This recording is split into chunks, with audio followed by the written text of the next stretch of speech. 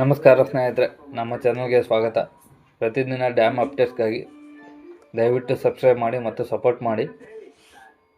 ಸ್ನೇಹಿತರೆ, ನಿರಂತರ ಮಳೆಯಿಂದಾಗಿ ತುಂಗಭದ್ರಾ ಜಲಾಶಯ ಈ ವರ್ಷದ ಮುಂಗಾರಿನಲ್ಲಿ ಮೊದಲಿಗೆ ಭರ್ತಿಯಾಗಿದೆ. ಹಲವು ತಿಂಗಳುಗಳ ಬಳಿಕ ಜಲಾಶಯ ತುಂಬಿರುವ ದೃಶ್ಯ ಕರ್ನಾಟಕದ ರೈತರಲ್ಲಿ ಹೊಸ ಭರವಸೆ ಮೂಡಿಸಿದೆ. ಸ್ನೇಹಿತರೆ, ತುಂಗಭದ್ರಾ ಜಲಾಶಯ ಭರ್ತಿಯಾಗಿರುವುದರಿಂದ ನೀರಾವರಿ, ಕುಡಿಯುವ ನೀರು ಹಾಗೂ ಕೃಷಿ ಚಟುವಟಿಕೆಗಳನ್ನು ದೊಡ್ಡ ನೆರವಾಗಲಿದೆ. ಜಲಾಶಯದ ಗೇಟ್ಗಳನ್ನು ಆಲ್ರೆಡಿ ಓಪನ್ ಮಾಡಲಾಗಿದೆ.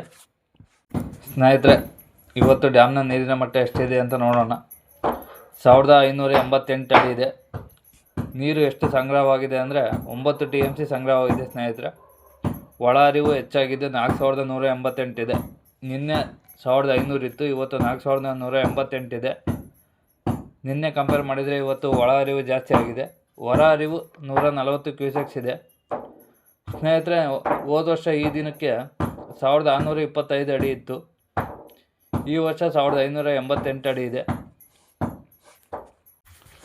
ಸ್ನೇಹಿತರೆ, ಕರ್ನಾಟಕದಲ್ಲಿ ಕೆಲವು ದಿನಗಳಿಂದ ಮಳೆ ಆಗ್ತಿದ್ದು ತುಂಗಭದ್ರಾ ಜಲಾಶಯಕ್ಕೆ ಒಳ ಹರಿವು ಹೆಚ್ಚಿಗೆ ಆಗಿದೆ. ಸ್ನೇಹಿತರೆ, ಕರ್ನಾಟಕದಲ್ಲಿ ನಿರಂತರ ಮಳೆಯ ಆಶೀರ್ವಾದದಿಂದ ತುಂಗಭದ್ರಾ ಜಲಾಶಯ ಭರ್ತಿಯಾಗಿದ್ದು ರೈತರ ಮುಖದಲ್ಲಿ ಮಂದಹಾಸ ಮೂಡಿದೆ. ಹಲವು ತಿಂಗಳುಗಳ ಕಾಲ ಮಳೆಯ ನಿರೀಕ್ಷೆಯಲ್ಲಿದ್ದ ರೈತರು ಈಗ ಹೊಸ ಉತ್ಸಾಹದಿಂದ ಕೃಷಿ ಚಟುವಟಿಕೆಗಳಿಗೆ ಸಜ್ಜಾಗಿದ್ದಾರೆ.